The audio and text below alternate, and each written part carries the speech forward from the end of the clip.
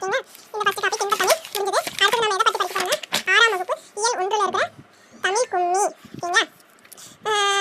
இப்போ உங்களுக்கு வந்துட்டு எத்தனை பேருக்கு கும்மி அடிச்சு இருக்கீங்க, அதாவது கும்மி பாடல் பாடி நிலாச்சோர் மாத்துவாங்க, அந்த மாதிரி நீங்க எத்தனை பேர் நீங்க